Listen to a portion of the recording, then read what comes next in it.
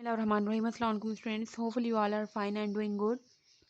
So chapter 14 environmental chemistry का आज का हमारा टॉपिक है exercise short question answer and it's on page number 136 of your textbook. So question number 3, state the major sources of carbon monoxide and carbon dioxide emission. Major sources आपने बतानी है जो कि कार्बन मोनोऑक्साइड और carbon dioxide के sources हैं जिसके through ये गैसेस एमिट होती हैं. So sources of oxides of carbon are both the gases are emitted due to volcanic eruption.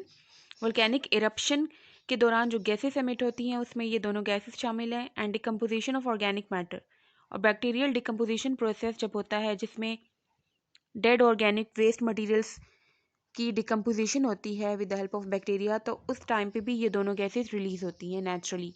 तो ये नेचुरल प्रोसेस है.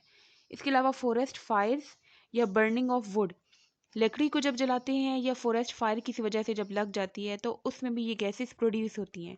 Specially when the supply of oxygen is limited, जब ऑक्सीजन की सप्लाई लिमिटेड होती है, कम concentration होती है ऑक्सीजन की, तो कार्बन जो एलिमेंट है उसकी इनकम्प्लीट ऑक्सीडेशन होती है. इनकम्प्लीट ऑक्सीडेशन से carbon is converted into carbon monoxide gas. Carbon monoxide gas जो होती है ये लिमिटेड सप्लाई ऑफ ऑक्सीजन की वजह से प्रोड्यूस होती है, जबकि कार्बन डाइऑक्साइड तब प्रोड्यूस होती है जब कार्बन कम्प्लीटली ऑक्सीडाइज होता है. Question number 5 is carbon monoxide is a hidden enemy, explain it's action. Carbon monoxide को हिडन एनिमी क्यों कहा जाता है? हिडन एनिमी मीन्स के छुपा हुआ दुश्मन. एक्सप्लेन इट्स एक्शन, इसका मोड ऑफ एक्शन बताना है कि ये किस तरह से अफेक्ट करता है. बीइंग कलरलेस एंड ऑर्डरलेस, क्योंकि ना तो इसका कोई कलर होता है और ना ही कोई स्मेल होती है. Order means smell. It's presence can not be noticed easily and readily, इसकी वजह से ना इसको हम जल्दी से इजीली प्रेजेंस इसकी हम नोट कर सकते हैं, इसका पता नहीं चलता कि आसपास ये गैस प्रेजेंट है ही नहीं, क्योंकि ना इसको हम इसके कलर की वजह से आइडेंटिफाई कर सकते हैं क्योंकि कलर इसका है ही नहीं, और ना ही स्मेल के थ्रू इसको आइडेंटिफाई किया जा सकता है. व्हेन इनहेल्ड, और जब इसको हम इनहेल करते हैं इस गैस को during breathing, it binds with the haemoglobin more strongly than oxygen. Haemoglobin हमारी ब्लड में रेड कलर का पिगमेंट होता है जिसके साथ ऑक्सीजन बाइंड करती है, और ये हीमोग्लोबिन मोलिक्यूल ऑक्सीजन को देन बॉडी सेल्स तक ट्रांसपोर्ट करता है.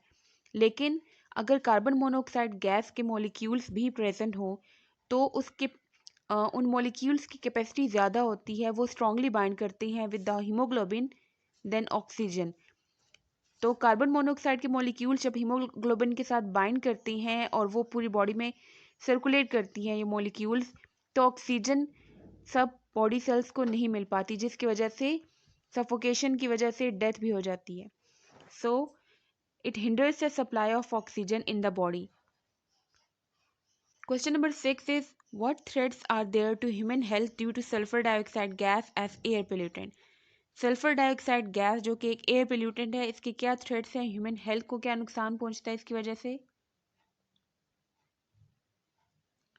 Sulphur dioxide is a colourless gas having irritating smell. ये कलरलेस गैस है, इसका कोई कलर नहीं होता, बट इरिटेटिंग स्मेल होती है इसकी. And it cause suffocation, irritation and severe respiratory problem, specially to asthmatic people. जिन लोगों को अस्थमा का प्रॉब्लम होता है उनके लिए ये बहुत ज़्यादा इरिटेशन कॉज करती है और बहुत रिस्पायरेटरी प्रॉब्लम सिवियर किस्म की होती हैं इसकी वजह से, और सफोकेशन भी होती है, दम घुटता है इसकी प्रेजेंस में अगर हाई कंसनट्रेशन में ये अवेलेबल हो. Sulphur dioxide form sulphuric acid which damages buildings and vegetation. Sulphur dioxide gas एक एयर पोल्यूटेंट है जो कि वाटर वेपर्स के साथ शामिल होकर एसिड में कन्वर्ट होता है, सल्फ्यूरिक एसिड में. ये सल्फ्यूरिक एसिड जब रेन वाटर में डिजॉल्व होते हैं ये एसिड, तो इससे रेन की एसिडिटी इंक्रीज हो जाती है और उसका पीएच रिड्यूस होता है, जिसकी वजह से उस रेन को हम एसिड रेन कहते हैं.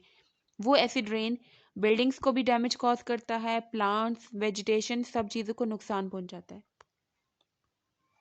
Question number 7, which air pollutant is produced on anaerobic decomposition of organic matter. Organic matter की जब एनारोबिक डिकम्पोजिशन होती है, anaerobic means in the absence of oxygen atom, तो उस टाइम पे कौन से एयर पोल्यूटेंट्स प्रोड्यूस होते हैं? Sulfur containing compounds are produced on anaerobic decomposition of organic matter. जब ऑक्सीजन की एब्सेंस में डिकम्पोजिशन का प्रोसेस होता है तो उस दौरान सल्फर कंटेनिंग कंपाउंड्स प्रोड्यूस होते हैं, ऐसे कंपाउंड्स जिनमें सल्फर एलिमेंट प्रेजेंट होता है.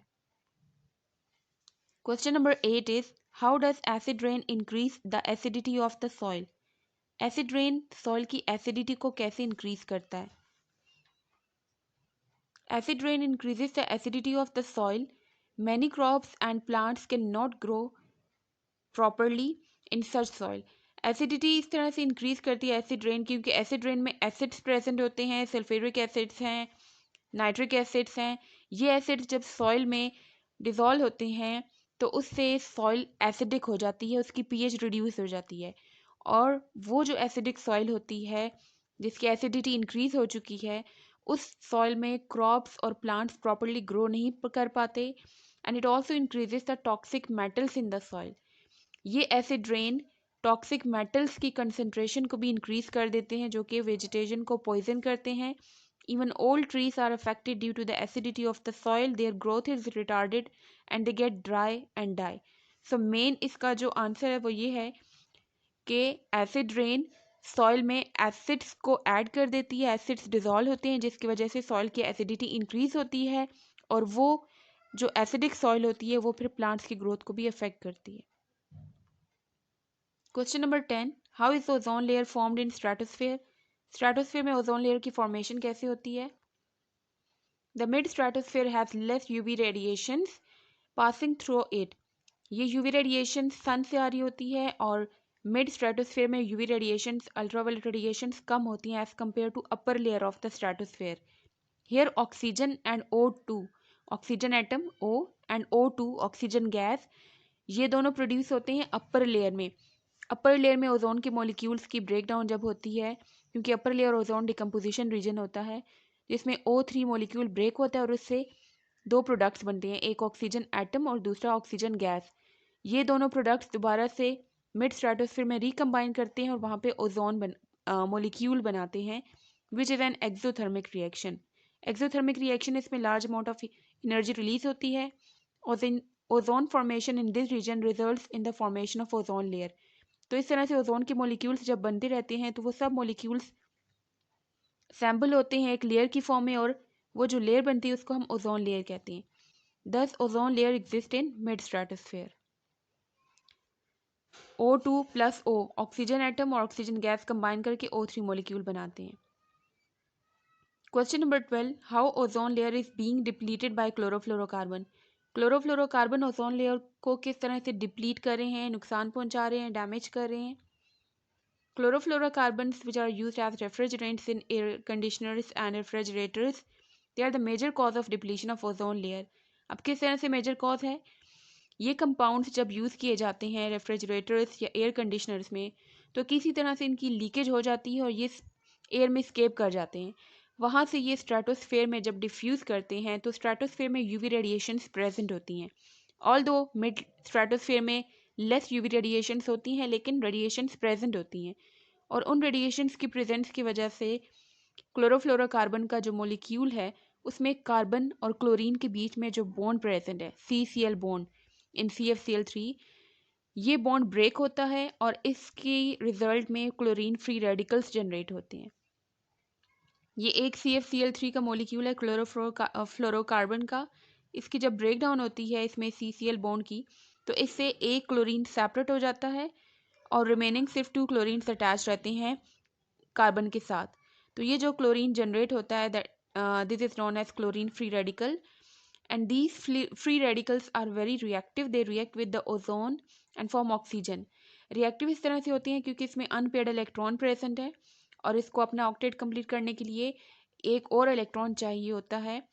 सो यहाँ पे ये क्या करता है कि ओजोन के जो मोलिक्यूल्स प्रेजेंट है O3 उसके साथ रिएक्ट करते हैं, उससे एक ऑक्सीजन एटम ले लेते हैं और रिमेनिंग 2 ऑक्सीजन एटम रह जाते हैं. सो O3 जो है वो O2 गैस में कन्वर्ट हो जाता है. अब ये फर्स्ट स्टेप में जो रिएक्शन है इसमें OCl जो जनरेट हुआ है it is also a free radical. इसमें ऑक्सीजन और क्लोरीन जो होते हैं ये सेपरेट हो जाते हैं, इससे दो फ्री रेडिकल्स जनरेट होते हैं, ऑक्सीजन फ्री रेडिकल और क्लोरीन फ्री रेडिकल. तो फर्स्ट रिएक्शन में जो क्लोरीन फ्री रेडिकल यूज़ हुआ था वो सेकेंड में दोबारा से रीजनरेट हो गया। अब ये वाला क्लोरीन फ्री रेडिकल दोबारा से एक और ओजोन मॉलिक्यूल के साथ रिएक्ट करता है, उसको ब्रेक करता है। सेकेंड स्टेप में जो ऑक्सीजन फ्री रेडिकल्स जनरेट हो रहे हैं, इस तरह के डिफरेंट रिएक्शंस होते हैं, बहुत सी रिएक्शंस होती हैं। हर रिएक्शन में ऑक्सीजन फ्री रेडिकल जब जनरेट होता है तो दो दो ऑक्सीजन फ्री रेडिकल्स आपस में ज्वाइन करके ऑक्सीजन गैस में कन्वर्ट होते हैं। तो इस तरह से जो ओरिजिनल O3 मॉलिक्यूल था, ओजोन मॉलिक्यूल, वो कन्वर्ट हो जाता है O2 गैस में। So a single chlorine free radical released by the decomposition of chlorofluorocarbon is capable of destroying up to many lakhs of ozone molecules.